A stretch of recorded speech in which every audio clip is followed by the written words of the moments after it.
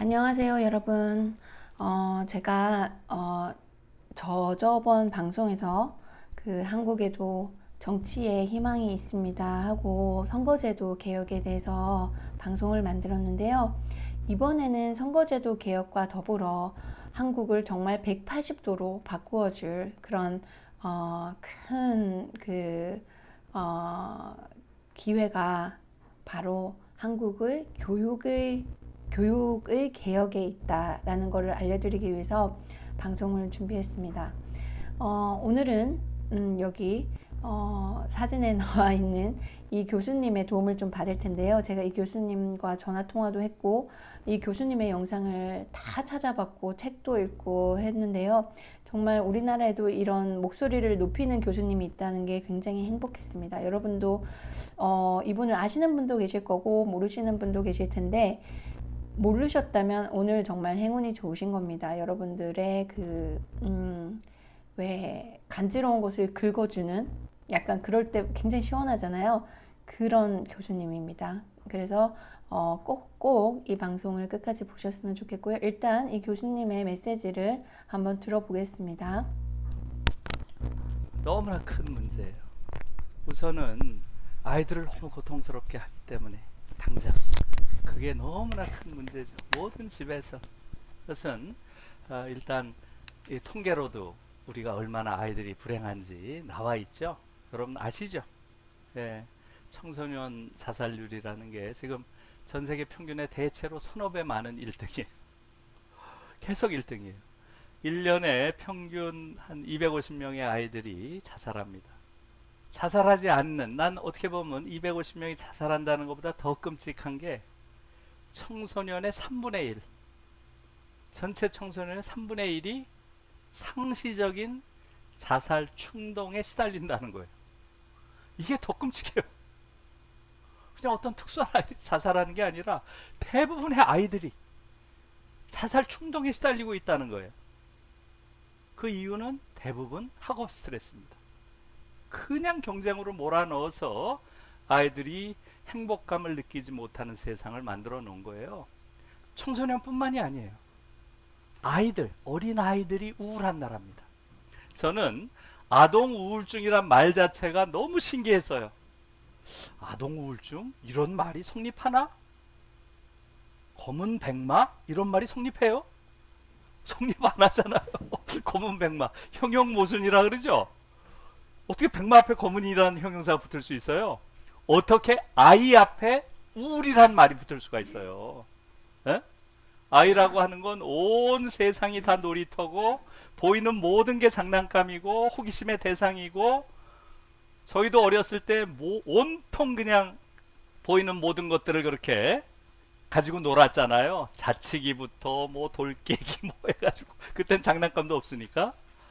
그런데 그런 아이들이 우울할 틈이 어디 있어요? 그러나 한국의 아이들은 기적적으로 우울합니다. 우리가 그런 세상 만들어 놓은 거예요. 너무나 끔찍한 거죠. 그래서 더 이상 우리 아이들을 이렇게 불행한 상태로 놓아두어서는 안 된다라는 게 가장 한국 교육이 개혁이 필요한 이유고요. 여러분 이렇게 생각을 해보세요. 작년에 우리가 어떤 이야기를 많이 했나요? 작년이 2019년이었죠? 그러니까 정확하게 1919년, 즉 대한민국 100년이 됐던 해죠. 3.1운동 100년, 대한민국 100년이에요. 그러면 올해는 어때요? 이제 새로운 100년이 시작되는 해죠. 새 100년이 시작되는 해요. 그래서 저는 지난 100년, 1919년에서 2019년까지 지난 100년의 교육은 저는 반교육이라고 생각합니다. 이것은 교육이 아니다. 오히려 교육이 아닌 정도가 아니라 교육에 반한다. 굉장히 센 표현이죠. 안티 에듀케이션. 에듀케이션에 반하는. 노 에듀케이션이 아니에요. 교육에 오히려 반한다. 더 센 거죠. 그렇다고 생각을 합니다. 지금 돌아보면 한국에서 과연 교육이 있었는가, 이렇게 생각해 볼 수 있어요. 교육이라고 하는 것은 기본적으로 존엄한 인간, 성숙한 민주주의자를 키우는 것이 교육이에요. 그게 교육의 목표입니다. 한번 여러분 지난 100년을 돌아보세요. 어떻게 돼 있죠? 39년, 30년. 그러니까 39년에서 49년까지 우리는 외세 지배하에 있었어요. 주로 일본 제국주의 지배하에 있었죠. 네. 일본 제국주의자들은 그 30년 동안 어떤 교육을 시켰어요? 황국 신민을 양성하는 게 교육이라 그랬어요. 황국 신민. 네? 그러니까 식민 치하에 말하자면 노예 같은 인간을 키워내는 것을 교육의 목표로 삼았어요. 그리고 나서 해방됐죠. 자, 해방 이후에 40년 독재 정권이에요. 10년 민간 독재, 30년 군사 독재. 참 우리의 지난 과거가 참 너무 끔찍하죠. 네. 그 동안에 이 40년 독재 정권이 기르고자 했던 교육의 목표는 뭐였어요? 바로 반공투사 산업역군이에요. 그리고 나서 민주화가 힘겹게 이루어졌죠. 민주정부 30년 됐어요 지금. 그렇죠? 민주정부가 키우고자 했던 교육 인재는 뭐예요? 바로 인적 자원입니다. Human resource. 인적 자원을 키우고자 한 거예요. 여러분 한번 보세요. 다시 말하면 제국주의 30년 동안 키우고자 했던 한국신민, 그 다음에 국가주의 권력, 말하자면 국가주의가 키우고자 했던 반공투사 혹은 산업역군, 그 다음에 신자유주의 정권이 키우고자 했던 인적 자원이라고 하는 것. 네? 여러분 보세요. 그 100년 동안 단 한 번도 인간을 키우고자 하는 교육이 있었나요? 없었어요. 그래서 학생들도 스스로 스펙이란 말을 하잖아요. 스펙. 전 스펙이란 말 들으면 막 소름이 돋아요. 어떻게 자기 자신의 정체성을 스펙으로 규정을 하느냐 하는 거예요. 스펙이라고 하는 것은 사실은 뭐예요? 무기의 사양을 뜻하는 거예요. 무기의 사양을. 그러니까 자기 자신이 가지고 있는 그런 기능적 역량을 자신의 정체성으로 삼는 거죠. 말하자면 스스로를 하나의 자원이라고 생각을 하는 거예요. 자, 지금 봤듯이 지난 100년 동안의 우리의 교육이라고 하는 것은 말하자면 인간의 존엄을 지키는 교육 혹은 성숙한 민주주의자를 기르는 교육을 해본 적이 없다는 거죠. 그래서 지금 앞으로 새로운 100년 동안은 완전히 새로운 교육이 돼야 된다는 거예요. 그래서 제가 지금 반교육이라고 3개 이야기를 했죠. education이란 말 자체가 에라는 게 바뀌란 뜻이고요. 뉴스라는 게 끈다는 뜻이에요. pull out의 의미예요. 다시 말하면 끌어내는 게 교육이에요. 끌어내는 것.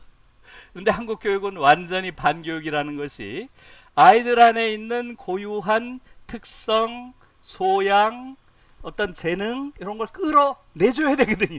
끌어내줘야 되는데 한국 교육은 끌어내기는커녕 오히려 밖에 있는 죽은 지식을 쳐넣는 걸 자꾸 교육이라 그러는 거예요. 그래서 이 죽은 지식들을 많이 축적하고 있는 애를 똑똑하다고 불러요. 완전히 반교육입니다. 지금 한국 교육은 그 안에서 지금까지 온 거예요. 그리고 이 교육이라는 것의 중요한 목적은 어느 나라나 한 인간이 강한 자아를 가진 인격으로 성장하도록 도와주는 게 교육이라고 이야기를 해요. 그러니까 한 인간이 강한 자아와 개성을 가진 그런 존재로 자라나게 하는 것, 이게 교육이거든요. 근데 한국 교육은 어때요? 그나마 약하지만 조금 자아를 가지고 있던 자도 한국 교육 시스템에 12년 동안 딱 넣으면 나올 때는 완전히 짓밟히고 찌그러지고 해서 개성과 자아가 거의 상실된 아이로 나오는 거예요. 그리고 그가 그 교육체제 속에서 받아든 것은 마치 이런 표현 하기조차도 너무나 미안하지만 연탄 공장에서 연탄 찍어내듯이 아무런 개성이 없는 자의 맞박에다가 수학 매점, 영어 매점, 그 외에 뭐가 남아요? 이걸 교육이라고 부르고 있는 거예요. 또 교육이라고 하는 것은 한 개인이, 강한 자아를 가진 개인이 또 다른 개인과 타인과 서로 협력하고 연대하고 교감하면서 사는 능력, 즉 사회적 자아를 갖도록 키우는 게 교육인 거예요. 그런데 한국에서는 교실 자체가 이건 완전히 생존 경쟁의 무슨 전쟁터예요. 약육강식의 정글이에요. 그런 끔찍한 세상을 우리가 만들어 놓은 거예요, 아이들한테. 거기서 이기라고만 이야기를 하는 거예요. 그게 어떻게 교육일 수가 있어요? 그리고 사실 또 독일의 교육에서 강조하는 것은 학생들에게 행복에 대한 감수성을 갖게 하는 걸 교육의 가장 중요한 목표라고 이야기를 해요. 행복에 대한 감수성. 그래서 독일은 주정부 단위로 교육이 편성되는데 많은 주에서, 독일의 많은 주에서 행복이라는 과목이 있어요. 영어, 수학, 사회처럼 행복이라는 과목이 있어요. 그러니까 아이들에게 교육 과정에서 키워줘야 되는 것은 저 아이들이 지구라고 하는 이 행성에 온 것이 얼마나 좋은 것인지, 이 행성에 산다는 게 얼마나 행복한 일인지 그걸 가르쳐주고, 예? 그 복된 행복을 또 다음 세대에게 이어줄 수 있는 그런 존재가 되도록 가르쳐야 된다는 거죠.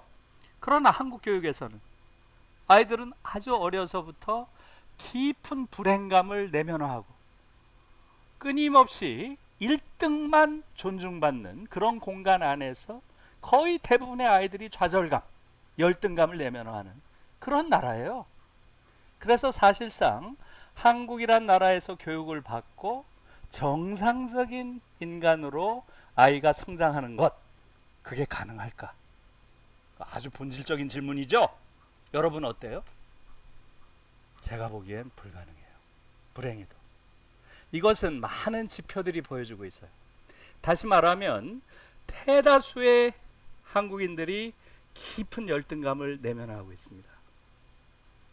이것은 너무나 슬픈 일이에요. 제가 독일에 있으면서 너무나 놀란 것은 제가 8년 독일에 있으면서 정말 지금 다시 제가 강연을 하려고 돌아봐도 단 한 명의 열등감을 가진 사람 본 적이 없어요. 정말 신기한 일이죠. 나중에 보니까 그 이유를 알겠어요. 왜 그렇게 했어요? 열등감을 가질 기회가 없었던 거예요. 열등감을 내면할 기회가 없었던 거예요. 왜? 등수가 없으니까. 경쟁을 시키질 않으니까. 줄서기를 안 하니까. 자기가 열등하다고 느낄 기회가 없는 거예요. 그래서 독일 학교에서는 바로 경쟁 교육은 야만이다라고 하는 원리가 독일 교육의 기본 원리예요. 경쟁 교육을 시켜서는 절대로 안 된다. 경쟁 교육은 끊임없이 인간을 우열로 나누는 거죠. 우수하네, 열등하네. 끊임없이 우열을 나누는 거예요. 이 우열을 나누는 방식, 이것이 누가 가장 전형적으로 한 거예요? 우수한 게르만족, 아리아족, 열등한 유태족. 이래 가면서 독일 파시즘의 정치적 토대가 된 것이 바로 우생학이었죠. 이것이 그 전형적인 모습인 거예요. 그래서 교육을 통해서, 경쟁을 통해서 교육시키는 것, 또 아이들을 줄 세워서 우열을 나누는 것, 이것은 절대로 교육에서는 안 되는 것이다. 그것이야말로 야만이다. 이렇게 하는 게 독일 교육이었던 거예요. 좀 이해하셨죠? 예. 그렇게 하니까 독일 학교에서는 뭐가 없겠어요? 등수라는 게 없어요. 등수 자체가 없어요. 예? 초등학교, 중학교, 고등학교, 독일에서는 김나지움이라고 하죠. 어떤 아이도 내가 조금 그림 그리는 건 잘하는데 수학은 잘 못해. 그러면 쟤는 수학을 잘하네. 나는 그림 그리는 게 훨씬 재밌는데. 얘들은 주로 쓴 말이 재미예요. 재미. 난 그림 그리는 게 훨씬 재밌는데 쟤는 수 가지고 노는 게 재밌나 봐. 이상한 애네. 뭐 이렇게 생각하는 거죠. 열등감을 갖는 게 아니에요. 대학을 갈 때 그러면 어떻게 하느냐는 거죠. 독일에서는 어떻게 해요? 대학 입학 시험이 없어요. 시험 자체가 없어요. 고등학교 졸업 시험만 봐요. 그런데 그 고등학교 졸업 시험은 대체로 90% 이상 다 붙어요. 얼마 전에 제가 그 다니엘이라고 있죠? 독일 친구 있죠? 방송에 많이 나오는 그 친구 이야기를 들어봤더니 자기는 120명 졸업했는데 1명 떨어졌대잖아요. 1명 떨어졌대요. 그 아이는 다음에 대학에 갔다고 하더라고요. 다 들어가는 거예요. 그것도 어떻게 들어가요? 원하는 대학, 원하는 학과를 원하는 때에 들어갈 수 있어요. 우리로서는 상상할 수 없는 거죠. 네. 그렇게 경쟁시키지 않고 그 아이들이 원하는 모든 것을 할 수 있게 해주는 것, 이것이 교육이라고 생각하는 거예요. 자, 여러분 생각해 보세요. 그러면 어떻게 경쟁시키지 않으면 그 생산력이나 또 그 학문적인 수준이나 이런 거 떨어지는 거 아니냐, 이렇게 얘기할 수 있잖아요. 그래요, 안 그래요? 독일이 어떻습니까? 독일이 어떤 나라예요? 학문 수준 세계 최고죠. 지금도 인문사회과학은 세계 최고예요, 여전히. 예? 그 다음에 독일 경쟁력 어때요? 전 세계에서 지금 독일처럼 경제가 잘 나간 나라 있어요? 거짓말이에요. 경쟁을 시켜야 좋아진다고 하는 말은 거짓말이에요. 아주 초기 단계에선 그럴 수도 있어요. 그죠? 아무것도 없는 경제 발전의 초기 단계에는. 지금 우리처럼 상당 수준에 올라와 있는 지금 단계에서는 경쟁이 더 효율성이나 생산성을 높여준다. 이것은 거짓말이라는 걸 독일이 보여주는 거죠. 그래서 사실은 이 사회의 승자들도 한편으로 오만해 보이지만 결코 행복한 사람이 없어요. 승자가 어떻게 보면 더 힘들 수도 있어요. 늘 1등 자리를 지켜야 한다는 불안감. 이것이 한 인간을 내적으로 망가뜨리는 거예요. 그런 자들이 한국 사회를 지배하는 자가 돼서는 안 되는 거죠. 이것이 이제 한국 교육이 불러오는 문제인 것이죠. 그래서 그러면 이걸 극복하기 위해서는 어떻게 해야 되겠어요? 예. 그래서 저는 몇 번에 걸쳐서 또 글로도 그렇고 이런저런 공개적인 자리에서도 한국 교육 문제는 딱 하나를 하면 풀리는 거예요. 간단해요. 어떻게 하면 되겠어요? 대학 입시를 폐지하면 됩니다. 지금 많은 나라가 대학 입시를 안 해요. 유럽은 대부분의 나라들이 대학 입시를 안 합니다. 독일 없죠? 프랑스 없죠? 스칸디나비아 국가들 대부분 없어요. 고등학교 졸업하고 자기가 원하면은 다 갈 수 있도록 열어놓은 거예요. 그렇다고 문제가 되지 않아요. 우리는 지금 이 대학 입시라고 하는 이것이 그야말로 아이들의 유년기, 청년기 이 모두를 다 빼앗아 버리고 행복한 유년을 가진 아이들이 없어요. 행복한 아동기를 가진 아이들이 없어요. 이건 우리가 절대 해서는 안 되는 거예요. 이걸 없애버려야 됩니다. 그래도 한국 사회가 변화하는데 아무런 지장이 없어요. 어떻게 없애느냐? 이게 어려운 거죠, 그죠? 없애야 된다는 거 동의. 어떻게 없애느냐? 이게 어려운 거죠? 어떻게 없애면 되겠어요? 그래서 이제 저도 한 2000년대 초부터 주장한 게 국립대학 네트워크화예요. 국립대학 네트워크화. 그것은 우리나라의 국립대학이 한 13% 정도 있어요. 굉장히 적죠. 국립대학이 생각보다, 그죠? 그 대학을 다 네트워크로 묶는 거예요.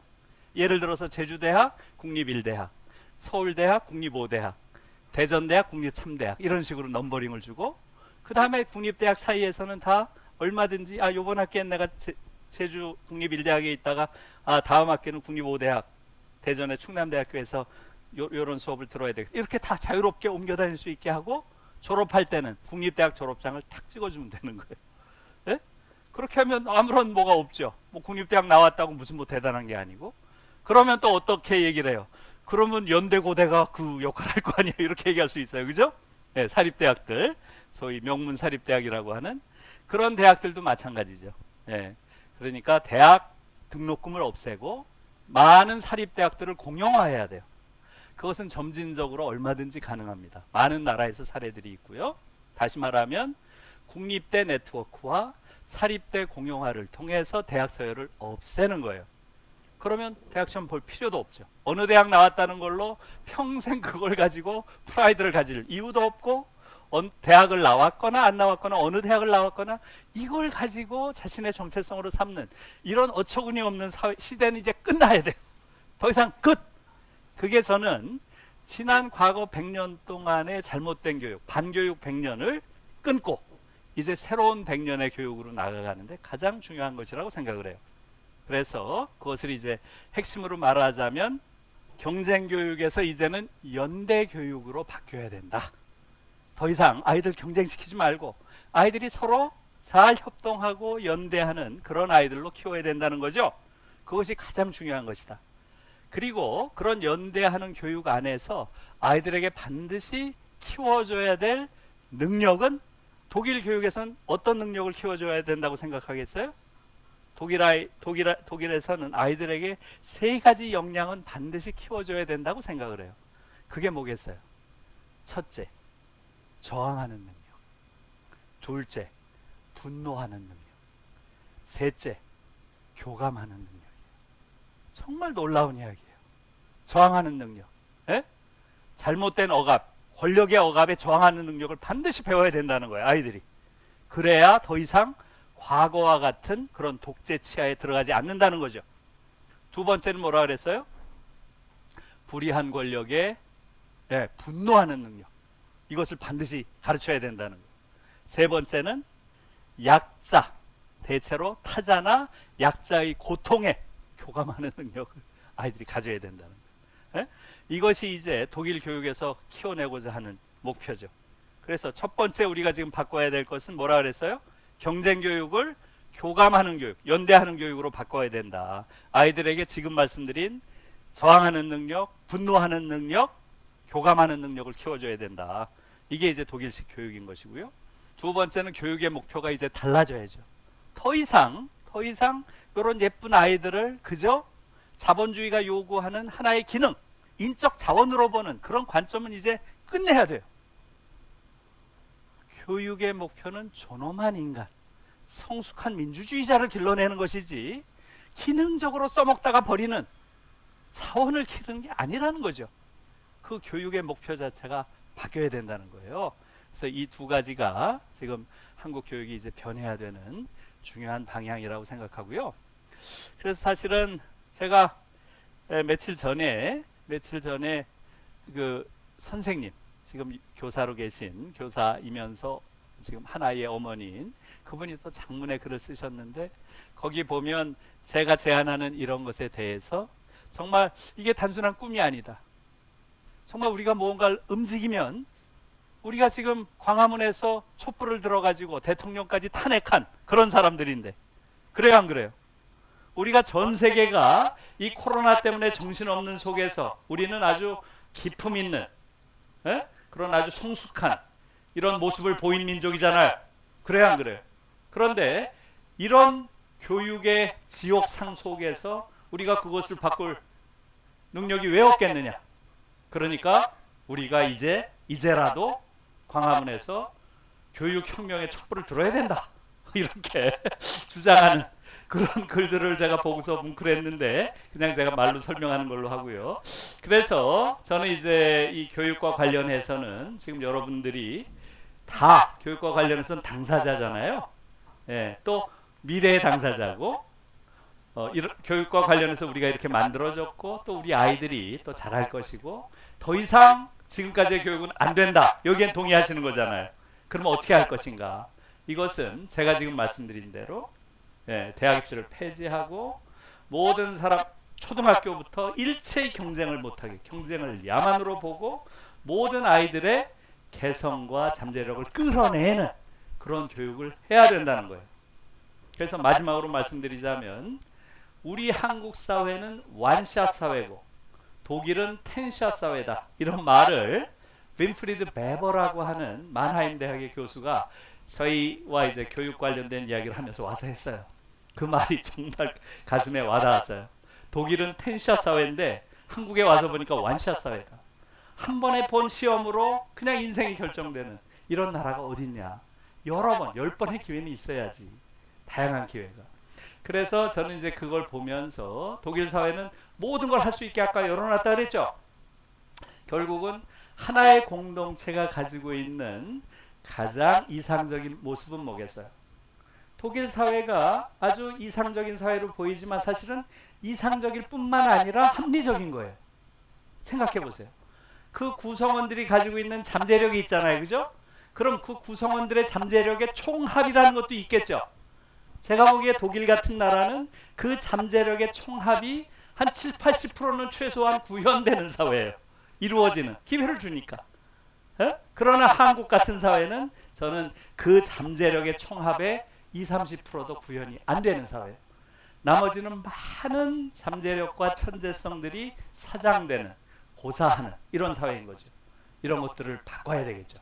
그래서 저는 교육혁명을 통해서 그런 새로운 사회를 만들고 새로운 인간을 만들고 경쟁하지 않고 주변 사람들과 함께하는 그런 새로운 한국인들이 이제 한반도에서 살아갈 수 있는 그런 미래가 되기를 바랍니다. 네, 고맙습니다.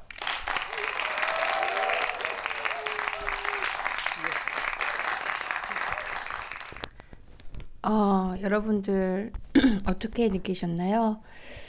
저는 이 교수님의 영상을 처음 접하게 되고 너무너무 행복했어요. 정말 제가 얘기하고 싶었던 그 모든 거를 교수님이 그대로 전달을 해주셔서 와, 한국에도 이렇게 앞장서서 이런 얘기를 서스럼 없이 해주시는 분이 있구나 해서 정말 그 가뭄에 비 오듯이 너무너무 행복하고, 이분 영상을 한때는 뭐 진짜 유튜브에 있는 모든 영상을 다 보고 막 그랬었거든요. 여기에 보시면 여러분들은 어떤 생각을 가지는지 모르겠지만, 여기 보면 그 댓글이 한 1186개가 달려 있어요. 근데 제가 이걸 다 거의 다 훑어봤는데, 대부분 이제 한국 사람들의 반응이 제가 궁금해서 훑어봤는데, 정말 99%가 이 교수님과 동의하고 공감하더라고요. 그래서 뭐 몇 개 읽어보면은 뭐 레전드 강의, 모든 국민이 봐야 한다. 늘 맘 아프게 생각하는 부분이었습니다. 부모는 사교육에 돈 쓰느라 노후 준비 못하고 아이는 행복하지 않다. 누굴 위한 교육인가? 감사합니다. 그 위치에 있는 분들이 더 큰 목소리를 내주시기 바랍니다. 아이들을 괴물로 만들어내기 딱 좋은 환경을 만들어 놓고 괴물이 출현하지 않기만을 기도하는 상황이 아닌가 싶음. 그러다가 괴물이 출현하면 그 아이의 개인적인 문제로 규정해서 급히 마무리 짓고 넘어가는 거지. 이번 코로나19로 깨달은 게 있는데요. 아이들이 집에 있고 집 앞에 산책만 다녔는데 더 밝아지고 좋아졌어요. 남들 하니까 다 해야만 한다 해서 벗어나려고요. 인간이 행복하게 살기 위한 교육으로 거듭나길 바랍니다. 김유리 교수님 응원합니다. 김누리 교수님, 아이들을 위해서 목소리를 높여주세요. 격하게 공감합니다. 행복하게 살 권리가 있는 아이들에게 현실의 무게를 내려놓을 수 있게 해주세요. 아이들만 불행한 게 아니라 부모도 불행합니다. 행복지수가 높은 사회를 만들어주세요. 김누리 교수의 강연은 왜 이렇게 사람을 울컥하게 만들까? 늘 가망 없다고 생각하고 살았는데 이분의 소리를 들으면 어쩌면 달라질 수도 있겠구나 라는 희망이 자꾸만 가슴속에서 꿈틀댄다. 생각만으로도 벅차고 가슴 떨리는 좋은 나라. 저는 심리상담센터에서 죽고 싶거나 살기 위해 증상을 갖고 있는 아동 청소년을 만나고 있습니다. 교수님, 진심 부탁드립니다. 일본 노벨상 수상자의 중국, 일본, 한국, 아시아의 교육은 시간 낭비, 대학 가기 위한 목적뿐.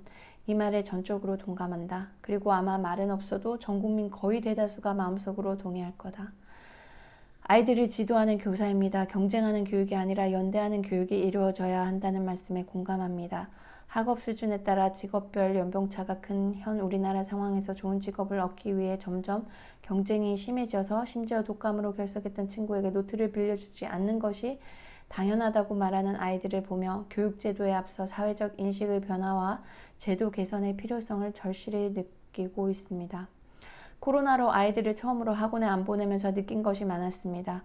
저도 대치동 교육과 경쟁 교육 속에 자라다 보니 마음으로는 이런 사교육을 해야 되나 고민하면서도 아이들을 데리고 열심히 라이딩을 하고 차에서 밥을 먹이면서 키워왔는데, 이번 코로나로 사교육이 없어도 불안감도 안 생기고 아이들이 놀잇감을 스스로 찾아 만들고 필요하면 책을 읽는다는 것을 깨달았습니다. 아이들과 신경전을 벌이면서 학원 숙제와 독서에 대해 스트레스를 주고받던 상황들도 거짓말처럼 사라졌습니다.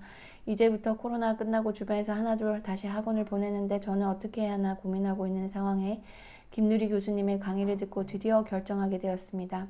아이들이 원하는 아이들의 개성을 살리는 교육을 하기로, 행복한 아이들로 키워야겠다는 생각이 보다 확실해졌습니다. 주변에 저처럼 고민하는 다른 엄마들에게도 강의와 교수님의 책을 권해볼 생각입니다. 정말 머리가 울릴 정도로 충격적이고 감동적인 강의였습니다. 계속 많은 강의 부탁드립니다. 이 외에도 정말 대부분이 이 교수님과 공감하고 우리가 한 마음을 느낄 수 있었는데요.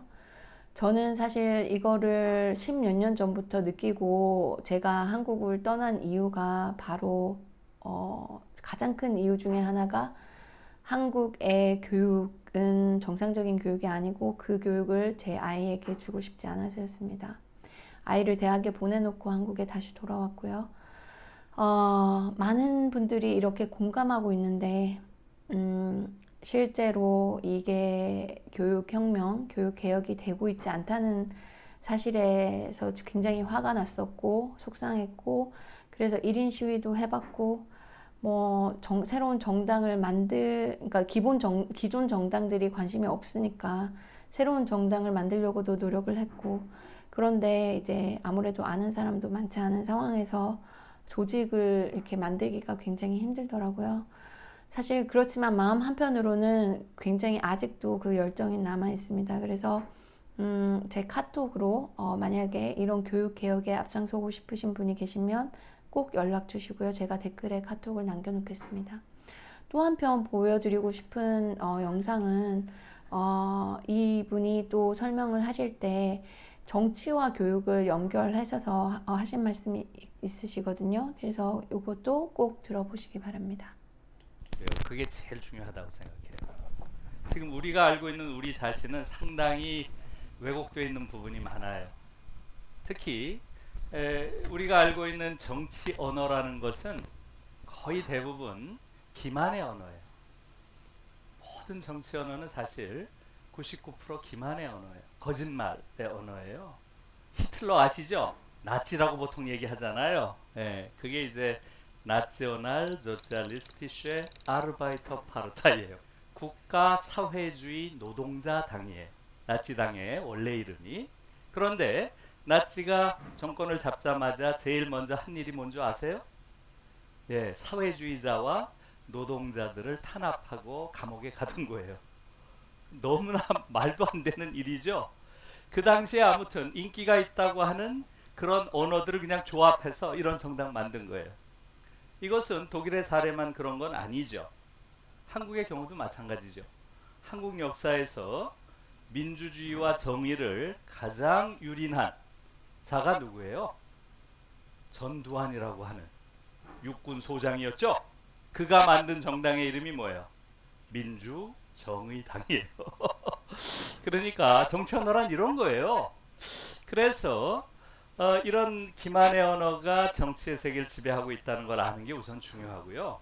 그런데 정당이 어떤 기만적인 언어를 쓰고 있다라는 것보다도 더 중요한 것은 지금 우리가 체험하고 있는 정치 세계, 한국 사회를 규정하고 있는 정치적 지형, 구도, 이 자체를 우리가 잘못 보고 있는 건 굉장히 심각한 문제가 되겠죠. 그 얘기는 뭐예요? 보수와 진보가 서로 경쟁하고 있다. 다 그렇게 생각하잖아요. 그래요, 안 그래요? 지금 보수 정당이 있고 또 진보적인 정당이 있어서 서로 경쟁을 해서 한국은 보수와 진보가 정권을 왔다 갔다 하면서 지배해오는 마치 정상적인 정치 지형을 가진 나라라고 생각을 하잖아요. 100% 거짓말이에요. 지금 소위 한국에서 보수라고 하는 정당이 있죠. 정당 이름 제가 안 되겠어요. 하도 자주 바꿔가지고 이름이 뭔지도 잘 모르겠어요. 현재 이름이 뭔가요? 잘 모르겠어요. 이름 자체도. 그 정당이 사실은 보수를 참칭하고 있다고 저는 생각해요. 사실은 보수라는 것은 좋은 가치예요. 좋은 보수가 있어야 돼요. 그래야 그 사회가 아주 안정적이고 상당히 단단한 토대 위에서 발전할 수 있는 거예요. 저는 한국 사회의 가장 큰 비극은 좋은 보수가 없다는 데 있다고 생각해요. 그러니까 사실은 보수의 가치라는 건 참 좋은 거예요. 여러분이 잘 아시는 김구 선생, 이런 분들이 전혀 진보주의자가 아니에요. 그분이야말로 아주 한국 보수의 전형이죠. 그런 분들이 보수예요. 여러분들 한번 떠올려 보세요. 김구 선생이 귀중하게 여겼던 가치가 어떤 것인지. 보수가 가장 중요시하는 첫 번째 가치는 공동체예요. 공동체를 중시하는 거예요. 공동체보다 개인이 더 중요하다 이렇게 주장하는 자들도 있겠죠. 그런 자들을 자유주의자라고 하는 거예요. 자유주의와 보수주의의 근본적인 차이는 공동체를 중시하느냐, 자유를 중시하는, 개인을 중시하느냐, 이 차이예요. 그런데 한국에선 공동체를 중시한다 그러면 빨갱이라고 공격해요. 정말 특이한 나라예요. 그 다음에 이 공동체의 어떤 집단적인 원형이라고 할 수 있는 게 뭐겠어요? 그게 민족이죠. 그래서 보수주의자들은 민족을 중시하는 거예요. 민족을. 그러나 한국에서는 민족과 통일과 하는, 민족이 다시 합쳐져야 된다. 자연스러운 상태로. 이런 걸 주장하는 자들은 또 좌파라고 공격을 해요. 그리고 보수라 그래요. 그러니까 반민족주의자, 외세에 기생하고 있는 자들이 스스로 보수라 그래요. 있을 수 없는 이야기죠. 또 보수가 중시하는 중요한 가치가 뭐예요? 역사예요. 역사. 예? 당연히 보수는 과거에 이어져 왔던 전통과 역사를 중시해요. 무슨 뭐 보수의 기본적인 자세죠. 그러나 한국에서 소위 자신들이 보수라고 주장하는 자들의 태도를 보세요. 역사 이야기가 나오면 다 도망가요. 혹은 역사를 축소하거나 왜곡합니다. 여러분, 사실은 역사라고 하는 것은요, 어떤 게 역사예요? 역사라고 하는 것은 정말 중요한 것이죠. 역사가 중요한 이유는 과거에 대한 지식을 갖기 위해서 중요한 게 아니에요. 지금의 나를 보다 심도 있게 이해하기 위해서 중요한 거예요. 그러니까 역사라고 하는 것은 어느 나라나 바로 지금의 나를 있게 한 가장 가까운 최근 과거, 그걸 배우는 게 역사예요. 다시 말하면 근현대사를 가르치는 게 역사예요. 독일의 경우는 히틀러 시대의 그 역사, 자신들의 아주 치부에 해당하는 아주 비극적인 그 역사를 거의 역사 교육의 절반을 가르쳐. 우리가 이렇게 잘못했다, 인류에게. 그리고 더 이상 이런 비극이 반복돼서는 안 된다. 이것을 거의 역사 교육의 절반을 가르친다는 거예요. 그런데 여러분들 아마 역사 교육 받았잖아요. 그죠? 역사 근현대사를 알아요? 정말 놀라운 거예요. 한국인 대부분이 근현대사를 몰라요. 대부분이. 그러니까 어떻게 돼요? 거의 신라시대, 고려 그쯤 가서 끝나요. 그러면 가장 최근에 나를 있게 한 바로 그 과거를 몰라요, 한국인들이. 역사를 모르는 국민이에요, 한국인들. 왜 그렇게 했어요? 한국을 지배하는 자들, 현재 그들이 한국인이 역사를 아는 걸 두려워합니다. 좋아하질 않아요. 정말 잘못된 것이죠. 또 진보라고 불리는 정당이 지금의 여당이잖아요. 이 여당은 국제적인 표준에서 보면 이 여당 정도가 보수 정당인 거예요. 지금 이 당이 가지고 있는 노동정책, 경제정책, 복지정책, 교육정책 이런 걸 보면 국제적인 표준에서 보면 상당히 보수적인 거예요. 예를 들면 제가 비유를 하자면 독일의 앙겔라 메르켈이라고 하는 여자 수상 여러분 아시죠? 독일의 보수당이 한국에 오면 앙겔라 메르켈보다 전부 다 오른쪽에 있어요. 그러니까 심지어 정의당보다도 독일의 보수당이 더 진보적이에요. 그러니까 이것은 한국의 정치 지형이 극단적으로 우경화되어 있다는 걸 의미하는 거예요. 이것이 굉장히 중요한 거예요. 이것을 국민들이 지금 몰라요. 그래서 여러분, 지금 한국 사회는 굉장히 특이한 사회가 된 거예요. 한편으로는 우리가 전 세계에서 유례가 없는 민주주의를 이룬 나라가 된 거예요. 이것은 여러분들이 생각하는 것보다 한국 민주주의는 훨씬 더 위대하게 평가받고 있어요.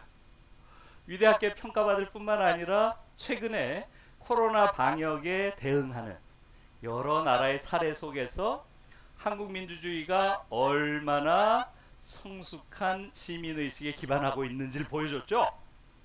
아, 이거 대단한 거예요. 사재기도 하지 않고 어떤 패닉도 보이지 않고 정말 대단한 거예요.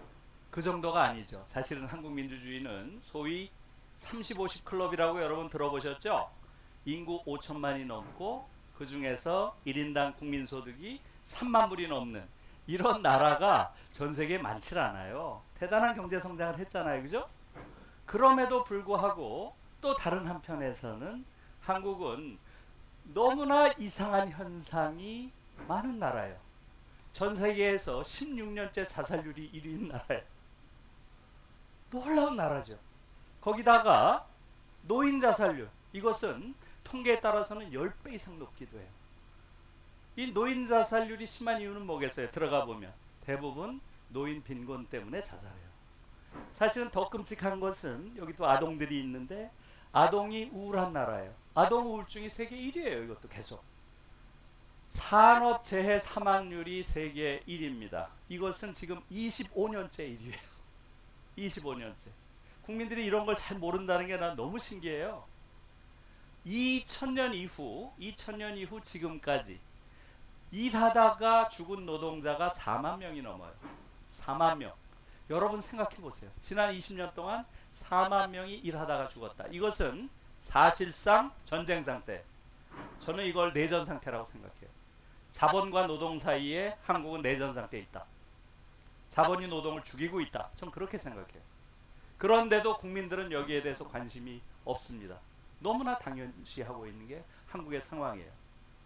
전 세계에서 불평등이 가장 심한 나라입니다. 최근에 나온 지표들은 어느 나라보다도 불평등이 심한 나라로 한국이 나와요.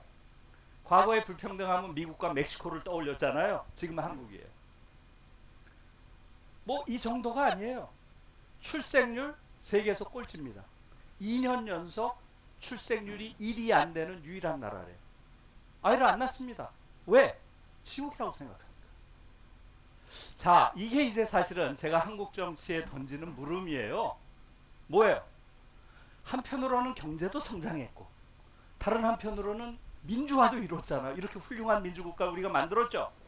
이런 정치적인 경제적인 성취에도 불구하고 왜 사람들은 이렇게 지옥 속에서 사느냐는 거죠. 예? 자살률, 산업재해율, 불평등 비율, 노동시간 세계 최고입니다. 지금 독일에 비해서 700시간 내지 1000시간 더 일합니다. 대체로 독일에 비해서 5개월 더 일한다는 통계가 나와요. 예? 믿어지지가 않잖아요. 그래요, 안 그래요? 이게 사실은 제가 한국 정치를 이야기할 때 여러분들에게 드리고 싶은 핵심적인 물음이에요. 정치민주화도 이루고 경제성장도 했는데 왜 한국은 사람이 살 수 없는 나라가 됐느냐는 거죠. 바로 아까 말씀드린 거기에 답이 있어요. 한국은 잘못된 정치 지형을 가지고 있는 나라예요. 이제 국민들이 깨닫기 시작했어요. 아, 정권을 바꿔도 또 광장에서 우리가 그렇게 겨울에 수많은 날을 촛불을 들고 새로운 나라를 만들려고 외쳤잖아요. 새로운 나라 됐어요? 새로운 나라 어디 있어요? 예? 우리가 그렇게 광장에서 외치고 또 다른 한편으로는 뭘 했죠? 예, 지금 말씀드린 대로 정권도 교체하고 지금 3번 민주정부가 들어섰죠? 그런데 안 바뀌어요? 그 이유가 뭐겠어요? 바로 한국의 정치 지형 자체가 근본적으로 잘못되어 있다는데 원인이 있는 거예요. 지금 요번에 또 선거하죠. 여기서 또 아마 그 두 당이 아웅다웅 하면서 또 올라갈 거예요. 그죠? 한국 사회 바뀔 것 같아요? 안 바뀔 것 같아요? 안 바뀝니다. 이걸 이제 국민들이 깨달아야 돼요. 그래서 지금 한국 정치의 핵심적인 문제는 한국은 보수와 진보가 서로 경쟁하는 그런 나라가 아니라 지금 보수를 주장하는 자의 본질은 뭐라 그랬어요? 아까 수구라 그랬죠. 그 다음에 소위 진보인 척하고 있는 지금 여당, 이것은 뭐라 그랬어요? 이 정당이 대체로 한 보수, 중도 보수 정도 되는 거예요. 이 두 정당이 70년 동안 손을 잡고 사실상 적대적 공생을 하면서 지배해온 과두지배 질서예요. 수구 보수 과두지배 질서라는 거예요. 이걸 인식해야 돼요. 이 판을 바꾸지 않는 한 한국 사회 변화는 없어요. 이 정치 지형을 바꾸기 위해서 뭘 해야 되느냐? 여기까지만 말씀드릴게요. 네. 뭘 해야 될 것 같아요? 왜 이런 정치 지형이 생겼을까요? 지금 한국 사회의 국민들의 의식은 사실은 수구는 상당히 좁아졌어요. 과거보다는 상당히 그 비율이 적어졌어요. 그 다음에 보수의 비중은 과거와 비슷해졌어요. 그러나 진보는 상당히 늘었어요. 근데 이게 정치적으로 대변되지 않는 거죠. 그러니까 한국 사회가 정체되어 있는 거예요. 왜 그럴까요? 이 문제를 해결하려면 어떻게 해야 되겠어요? 가장 결정적인 문제는 뭐겠어요? 바로 선거법이에요. 선거법. 지금 투표율이 한 60%밖에 안 돼요. 아마 요번엔 60% 안 될 겁니다. 더 50%대 중반 될 가능성이 많아요. 너무 정치 혐오를 많이 부추겨놔서. 당선자는 대체로 40% 얻으면 당선하죠? 4, 6, 24, 25%. 나머지 75%의 표는 어디로 가죠? 25%를 받은 자가 나머지 100%, 그러니까 75%를 다 덤으로 얹어서 전체를 대변해요. 75%가 어디로 가죠? 이 표는? 사표로 가는 거예요. 그러면 어떻게 대의가 제대로 이루어지겠어요? 독일식 연동형 비례대표제, 이런 말 많이 들어봤죠? 너무 복잡하게 들리죠? 간단한 거예요. 내 표가 사표가 되지 않게 하는 선거제도, 이렇게 이해하면 돼요. 내가 던진 표가 그대로 여의도에 반영되는 그런 선거제도로 개혁이 된다면 어떻게 되겠어요? 아마 여러분들 중에서도 야, 이 미세먼지 못 참겠다, 정말 환경을 확실하게 하는 그런 사람을 내가 뽑아야지, 그런 사람이 있을 거예요. 아마 적어도 5 내지 10%는 있어요. 그러나 그런 사람에게 표를 던져도 대변 안 된다는 걸 알기 때문에 안 던질 뿐이죠. 그래요, 안 그래요? 그러니까 대의가 왜곡되는 거예요. 또 많은 국민들이, 제가 보기엔 30% 가까운 국민들이 틀림없이 한국 사회의 핵심적인 문제는 뭐예요? 고용 안정, 그 다음에 불평등 해소. 이게 너무 심하니까, 고용이 불안하고 불평등한 임금 구조가 너무나 심하니까 이걸 해소하는, 확실하게 해소할 정당이 있다면 내가 걔한테 표를 주겠다, 이렇게 할 거 아니에요. 그러나 지금 그런 정당에 표를 줄 수가 없어요. 승자 독식, 거대 양당이 나눠 먹기 때문에 그걸 줄 수가 없는 거예요. 그래서 요번에도 결국은 거대 양당이 선거법을 개정하겠다고 해놓고 지금 완전히 터무니없는 위성정당까지 만들어서 이것은 위헌입니다. 저는 위헌 소송을 제기해야 된다고 봐요. 지금 이 양당이 하고 있는 것은 대의 민주주의라는 헌법 정신을 본질적으로 이거는 침해하고 있는 위헌이에요. 이것은 지금 제가 주장하는 게 아니라 민주주의를 위한 변호사 민변에서 위헌성에 대한 문제를 제기했어요. 그러니까 지금 코로나 사태를 맞아서 국민들이 보여준 의연하고 성숙한 모습과 지금 한국에서 이 정치인들, 특히 기득권 정치인들, 기득권 정치 계급을 이루고 있는 이 정치인들이 보이는 이런 퇴행적이고 기회주의적인 이런 행태는 너무나 대비되는 거죠. 거기에 대해서 우리 국민들이 분명하게 심판을 해야 되는 시기가 됐다고 생각합니다. 예, 정치에 관련해서는 요 정도로 이야기를 마치겠습니다. 예, 고맙습니다.